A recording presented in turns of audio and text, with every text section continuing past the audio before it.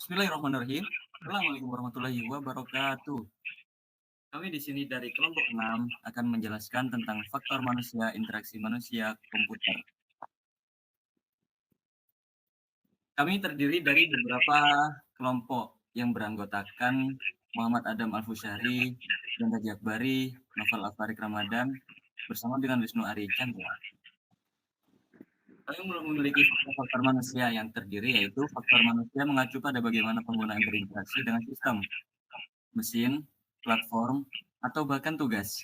Sebagai suatu disiplin ilmu yang memiliki ikatan militer yang kuat dan sering dikaitkan dengan industri penerbangan. Kompleksitas kontrol kokpit, misalnya, meningkatkan beban kokpit pada pilot, sehingga menyebabkan kecelakaan akibat manusia. Atau itulah sebabnya disebut faktor manusia.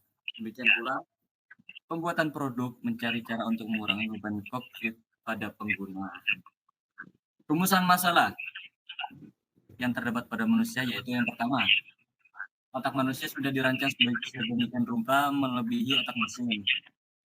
Mesin komputer tidak dapat mengidentifikasi sebuah gambar kompleks. Gambar kompleks yang dimaksud adalah gambar yang memiliki banyak objek dengan sanding atau bayangan rumit yang membuat suatu objek menjadi tersamar. Selanjutnya ada masalah dalam komputer.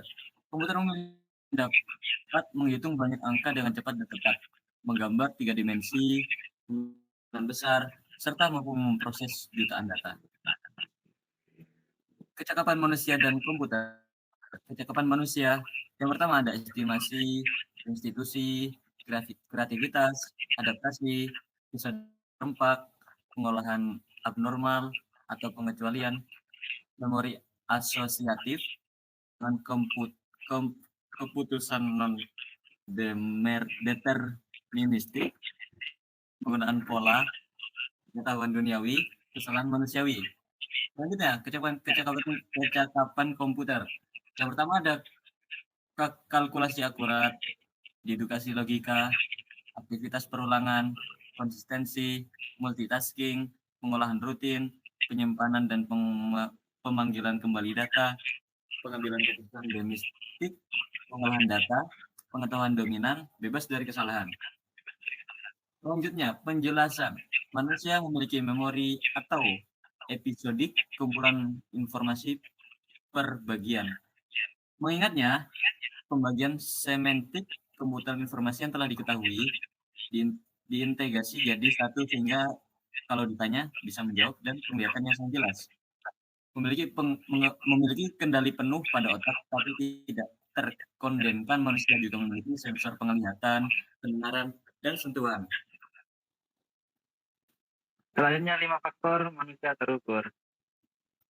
Faktor-faktor ini menjadi pusat evaluasi. Yang pertama, waktu belajar. Berapa lama orang biasa mempelajari cara relevan untuk melakukan satu tugas. Yang kedua, penyematan kinerja. Berapa lama satu tugas dilakukan. Tiga, tingkat kesalahan. Berapa banyak kesalahan dan kesalahan-kesalahan apa yang dibuat pemakai. Yang keempat, daya ingat. Bagaimana kemampuan pemakai mempertahankan pengetahuannya setelah jangka waktu tertentu. Yang terakhir, kepuasan subjektif. Bagaimana kesukaan pemakai terhadap berbagai aspek sistem. Aspek pasca indera manusia. Model interaksi. Yang pertama, diperlukan sinergi antara aspek teknis, A atau W, dan S atau W. Dan brainware, bagaimana manusia mengolah informasi, agar sistem komputer dapat berfungsi secara sempurna.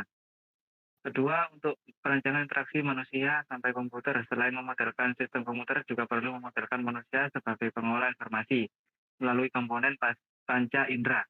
Yang ketiga, panca indera manusia, persepsi, kognitif, dan pengendalian motorik berperan dalam sistem manusia komputer untuk mendapatkan sistem yang efisien dan efektif secara keseluruhan baik dari perspektif manusia maupun dari sisi komputer.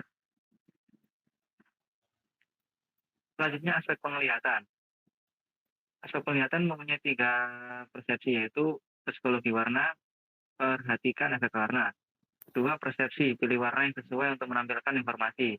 Yang ketiga, penggunaan warna yang efektif dari aspek psikologis, aspek perseptual, dan aspek kognitif.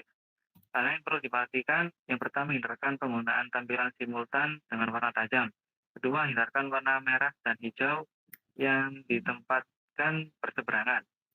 Yang ketiga, untuk user yang lebih tua, gunakan warna yang lebih tajam. Pemilihan warna yang lebih gelap untuk background, jangan menggunakan warna yang secara berlebihan. Yang terakhir, kelompokkan elemen-elemen yang berkaitan dengan background. Model interaksi. Ini sebagai ini gambar dari model interaksi manusia dan aspek penglihatan.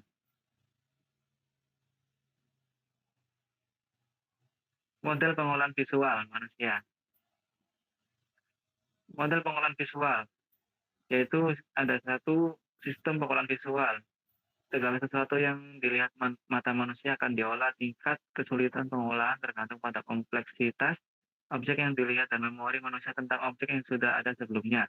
Yang kedua, kecepatan pemrosesan visual, yaitu karakter Latin memerlukan waktu pemrosesan yang cepat, karakter Cina memerlukan waktu pemrosesan yang lama. Dan yang terakhir, model sistem pengolahan.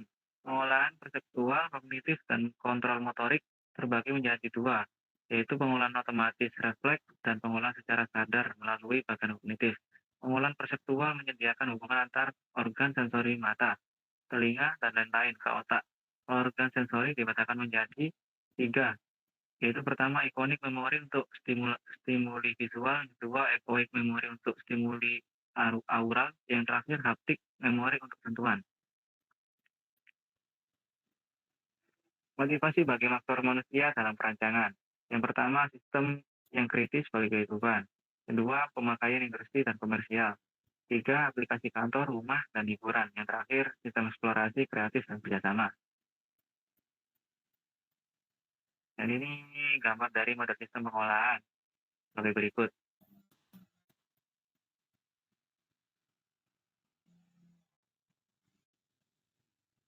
Ada pertanyaan, silakan disampaikan kepada kami. Kita memberikan saran kepada kami.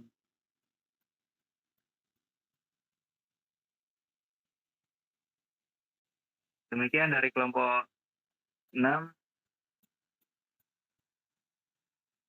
Barangkali ada yang ditanyakan. Ada, kita akhiri presentasi dari kelompok 6. Assalamualaikum warahmatullahi wabarakatuh. Harus kepedih bangsa. Cara ini tarik, tahu ya, Cuk.